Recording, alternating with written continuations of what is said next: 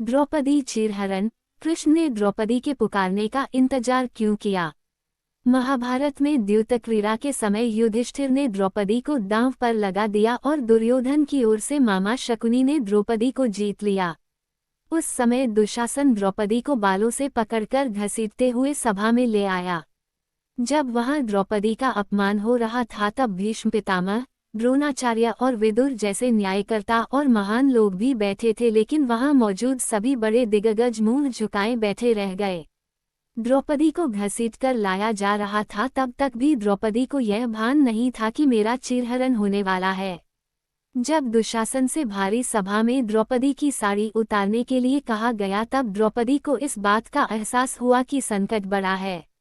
उस वक्त उन्हें अपने सबसे प्रिय सखा भगवान श्री कृष्ण का नाम पुकारा। हरि हरि अभयम कृष्णा अभयम। उद्धव गीता या उद्धव भागवत में श्री कृष्ण के सखा उद्धव उनसे इस संबंध में कई सवाल करते हैं। आओ जानते हैं श्री कृष्ण उद्धव संवाद को। उद्धव कहते हैं, हे कृष्ण, आप पांडवों के आत्मीय प्रिय मित्र थे। आजाद बांधव के रूप में उन्होंने सदा आप पर पूरा भरोसा किया।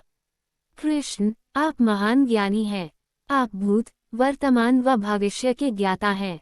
किंतु आपने सच्चे मित्र की जो परिभाषा दी है, क्या आपको नहीं लगता कि आपने उस परिभाषा के अनुसार कार्य नहीं किया?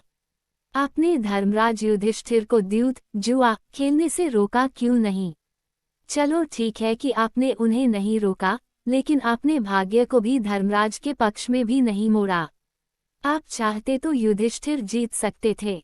आप कम से कम उन्हें धन, राज्य और यहाँ तक कि खुद को हारने के बाद तो रोक सकते थे। उसके बाद जब उन्होंने अपने भाइयों को दांव पर लगाना शुरू किया, तब तो आप सभाकक्ष में पहुंच सकते थे। आपने वह भी नहीं किया। उसके बाद जब दुर्योधन ने पांडवों को सदैव अच्छी किस्मत वाला बताते हुए द्रौपदी को दांव पर लगाने को प्रेरित किया और जीतने पर हारा हुआ सब कुछ वापस कर देने का लालच दिया, कम से कम तब तो आप हस्तक्षेप कर ही सकते थे।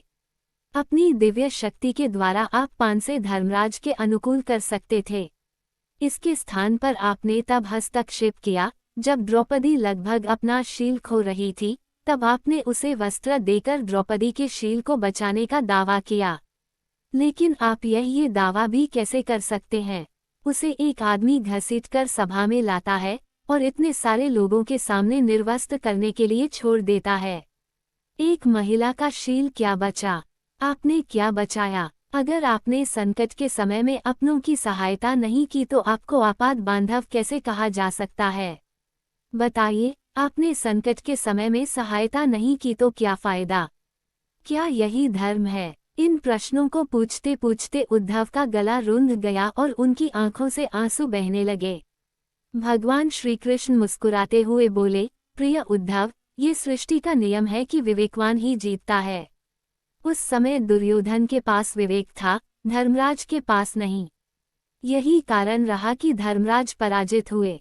उद्धव को हैरान परेशान देखकर कृष्ण जी आगे बोले, दुर्योधन के पास जुआ खेलने के लिए पैसा और धन तो बहुत था, लेकिन उसे पासों का खेल खेलना नहीं आता था, इसलिए उसने अपने मामा शकुनी का द्यूतक्रीड़ा के लिए उपयोग किया।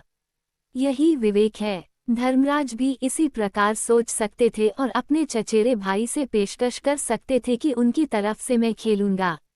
जरा विचार करो कि अगर शकुनी और मैं खेलते तो कौन जीतता? पासे के अंक उसके अनुसार आते या मेरे अनुसार? चलो इस बात को जाने दो। उन्होंने मुझे खेल में शामिल नहीं किया, इस बात के लिए उन्हें क्षमा किया जा सकता है।